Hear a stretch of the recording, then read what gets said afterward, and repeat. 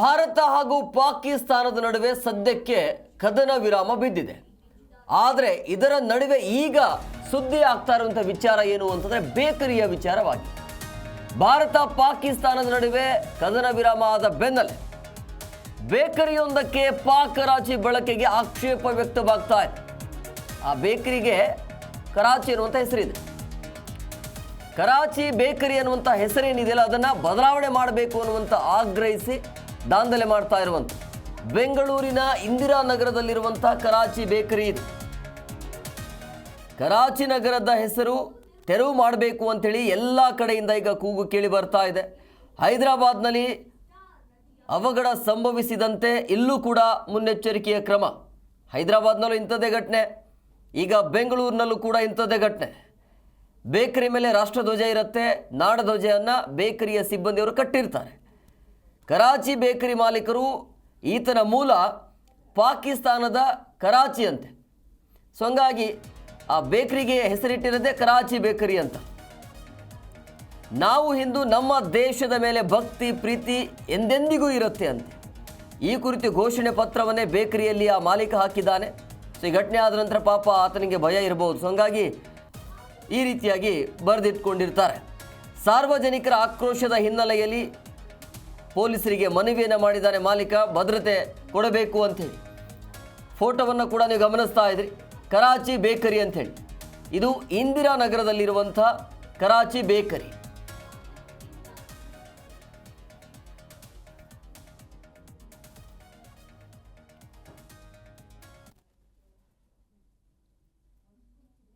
ನೋಡಿ, ಭಾರತ ಪಾಕಿಸ್ತಾನದ ನಡುವೆ ಸದ್ಯಕ್ಕೆ ಕದನ ವಿರಾಮ ಆದ ಬೆನ್ನಲ್ಲೇ ಚರ್ಚೆ ಆಗ್ತಾ ಇರುವಂಥದ್ದು ಈ ಬೇಕರಿಯ ವಿಚಾರವಾಗಿ.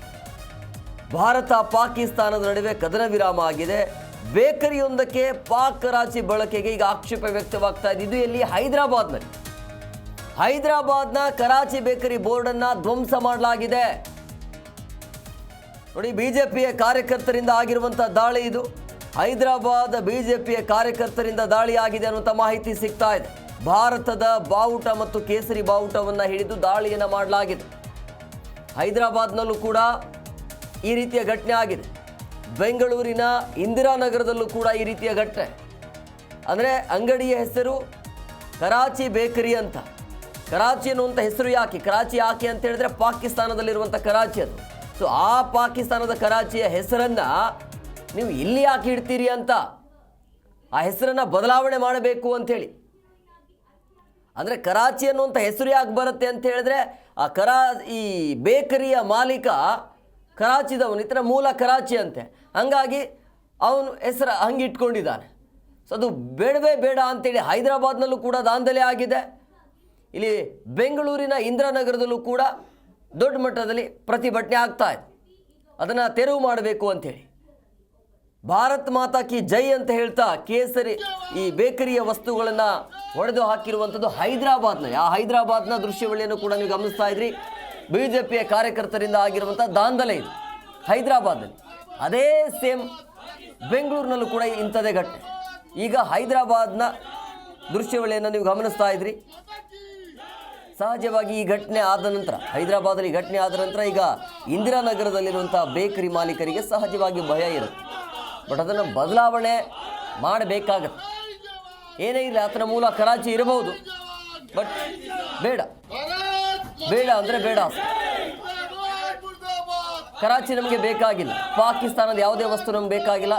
ಆತನ ಮೂಲ ಕರಾಚಿ ಇರಬಹುದು, ಬೇಕಿದ್ರೆ ಕರಾಚಿಗೆ ಹೋಗ್ಬಿಡ, ಬಟ್ ಬೇಡ ಅನ್ನುವಂಥ ಆಗ್ರಹ. ನೀನು ಕರಾಚಿ, ನಾನು ಕರಾಚಿಲಿ ಹುಟ್ಟಿದ್ದೀನಿ, ಹಂಗಾಗಿ ನಾನು ಕರಾಚಿ ಇಟ್ಕೊಂಡಿದ್ದೀನಿ ಅಂತ ನೀನು ಕರಾಚಿಲೇ ಹೋಗ್ಬಿಡಿ.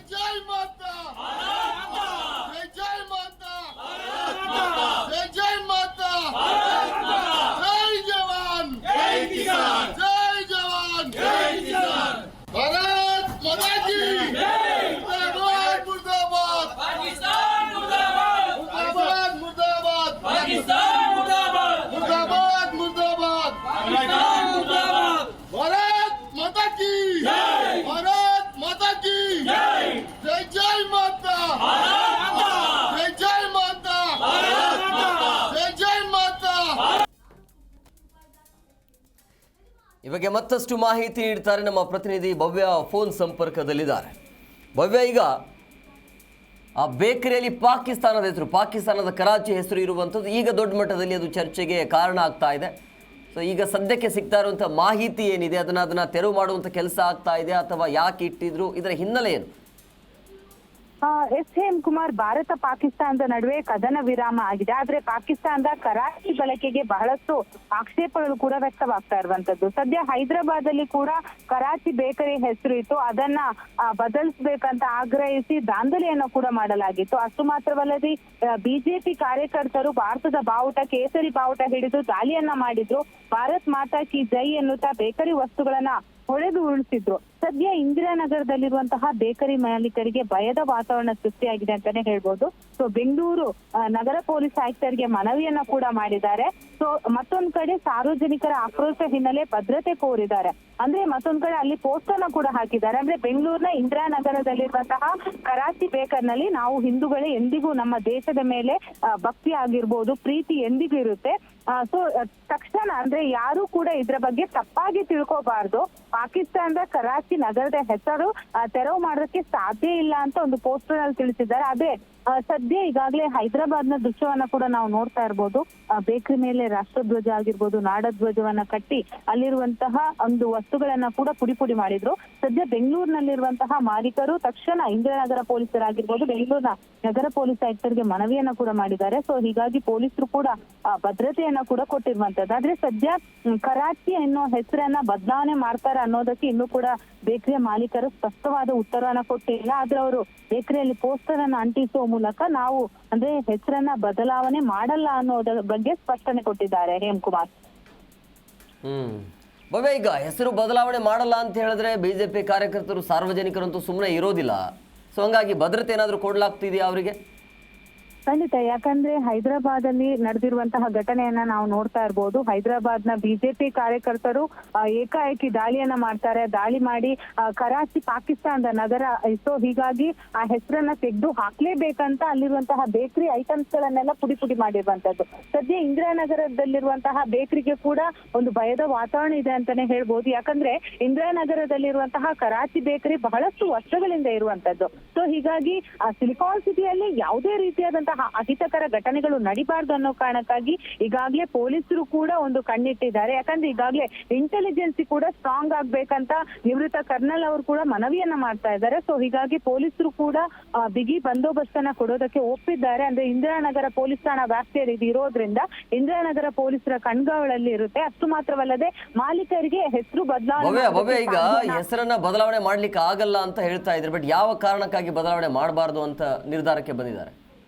ಯಾಕಂದ್ರೆ ಅವರು ಒಂದು ಪೋಸ್ಟರ್ ಅನ್ನ ಕೂಡ ಹಾಕಿದ್ದಾರೆ. ಆ ಪೋಸ್ಟರ್ ಅಲ್ಲಿ ಕೆಲವೊಂದು ವಿಚಾರಗಳನ್ನ ಕೂಡ ಮೆನ್ಷನ್ ಮಾಡಿದ್ದಾರೆ. ಅಂದ್ರೆ ನಾವು ಕೂಡ ಹಿಂದೂಗಳೇ, ನಾವು ಬೇಕರಿಯನ್ನ ನಡೆಸ್ತಾ ಇರುವವರು ಹಿಂದೂಗಳೇ.